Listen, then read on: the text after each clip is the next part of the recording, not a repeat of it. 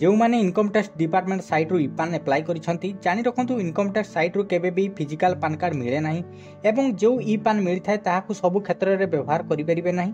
तेणु जीवन रे थरे मात्र पान कार्ड जेनेरेट होता है। तेणु आउ केबे भी नुआ पान कार्ड एप्लाई करि परिबे नाही। किंतु करेक्शन कले जाई आपनकर फिजिकल पान कार्ड टी पाई परिबे। सेथि पई एनएसडीएल किंबा यूटीटीएसएल साइट को जाई आवेदन करि परिबे। यदि यूटीटीएसएल रे आवेदन करिबा को चाहुछंती गूगल रे सर्च करंतु यूटीटीएसएल। प्रथम लिंक रे क्लिक करंतु। एठारे टिके तळकु स्क्रॉल करी पान कार्ड सर्विस रे क्लिक करंतु। एहाकु क्लोज करंतु। देन तळकु स्क्रॉल करी चेंज करेक्शन रे क्लिक करंतु। देन पुणी तळकु स्क्रॉल करी अप्लाई चेंज एंड करेक्शन पान रे क्लिक करंतु। एठारे टिके स्क्रॉल करिवे। एठारे डिजिटल बॉक्स ऊपर क्लिक करंतु। तापरे आधार बेस ईकेवाईसी रे क्लिक करंतु। देन तळकु आसी आपनको पाखरे थिबा इनकम टैक्स पान कार्ड रो नंबर टी एटारे फिल करंतु। पुणी थरे पान नंबर को री एंटर करंतु। तापरे ओके करंतु। टिके स्क्रॉल करी बोथ फिजिकल एंड ई पान रे क्लिक करंतु। तापरे सबमिट करंतु। नेक्स्ट पेज रे रेफरेंस नंबर पाई जिवे। सही नंबर को कॉपी किंबा स्क्रीनशॉट नै नियंतु। पर्सनल डिटेल्स रे फुल नेम बॉक्स रे टिक करंतु। सिलेक्ट नेम रे टाइटल रे क्लिक करी कुमारी मिस्टर श्री श्रीमती सिलेक्ट करंतु। आपनको फर्स्ट नेम दियंतु, लास्ट नेम दियंतु, मिडिल नेम थिले दे दियंतु। तापर एठारे टच कले फुल नेम आसी जिवो। पेरेंट डिटेल्स रे फादर बॉक्स रे टिक करंतु। तापर बापांकर लास्ट नेम दियंतु, फर्स्ट नेम दियंतु, मिडिल नेम थिले दे दियंतु। मदर नेम रे मध्य लास्ट नेम दियंतु, फर्स्ट नेम दियंतु, मिडिल नेम थिले दे दियंतु। एठारे पान कार्ड रे काहा नाम प्रिंट करिया को चाहुछंती बापा किबा मां को नेम सिलेक्ट करंतु। डेट ऑफ बर्थ बॉक्स रे टिक करी आपनकर डेट ऑफ बर्थ टी दे दियंतु। एठारे जेंडर बॉक्स रे टिक करी आपनकर जेंडर सिलेक्ट करंतु। एठारे स्टेट दबा पई पड़िबोनी। एप्लिकेंट आधार रे टिक करंतु। आधार नंबर दियंतु। पुणी थरे री एंटर रे आधार नंबर दियंतु। आधार जेमिति नेम अछि सेही नेम टी एठारे फिल करंतु। देन नेक्स्ट स्टेप रे क्लिक करंतु। एठारे तळकु टिके स्क्रॉल कले एड्रेस डिटेल्स पाइबे। एड्रेस कम्युनिकेशन रे टिक करंतु। एठारे किछि करिया पई पड़िबोनी। आधार बेस एड्रेस फिल हिजिबो। तळकु स्क्रॉल करी कांटेक्ट डिटेल्स रे टिक करंतु। टेलीफोन आईएसडी कोड रे इंडिया सिलेक्ट करंतु।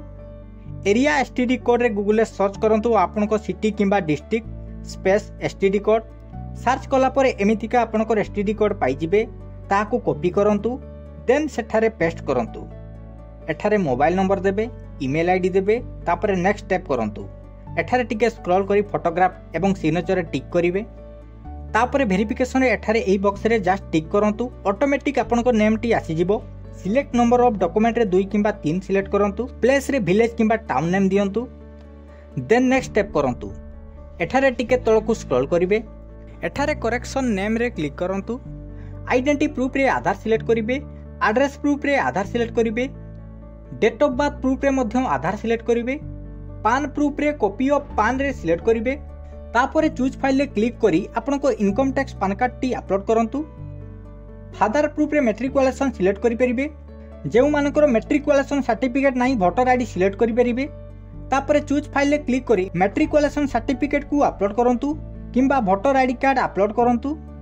तापरे सबमिट करंतु। एठारे एई भली एप्लिकेशन नंबर पाइबे। ताहाकु कॉपी करंतु एवं तळकु स्क्रॉल करी मेक पेमेंट रे क्लिक करंतु। एठारे मोबाइल नंबर दियंतु, ईमेल आईडी दियंतु। तापरे बिल डेस्क रे क्लिक करंतु।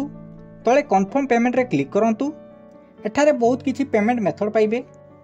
एठारे सहज क्यूआर कोड रे क्लिक करंतु। भीम यूपीआई रे क्लिक करंतु। मेक पेमेंट रे क्लिक करंतु। एही क्यूआर कोड को फोन पे, गूगल पे, पेटीएम जेकोसी यूपीआई ऐप रे स्कैन करी 106 टंका 9 पैसा पेमेंट करंतु। पेमेंट कला परे आधार रे लिंक थिबा मोबाइल नंबर गोटी ओटीपी आसीबो। सेही ओटीपी को एठारे फिल करंतु। एठारे ई बॉक्स रे टिक करंतु। तापरे सबमिट रे क्लिक करंतु। एठारे अपडेट करंतु। एठारे ईकेवाईसी साइन रे आधार नंबर देबे। देन गेट ओटीपी रे क्लिक करंतु। आधार रे लिंक थिबा मोबाइल नंबर गोटी ओटीपी आसीबो। सेही ओटीपी को एठारे फिल करंतु। देन तळे सबमिट करंतु। तापरे एहाकु प्रिंट रे क्लिक करी फाइल रे सेव करंतु।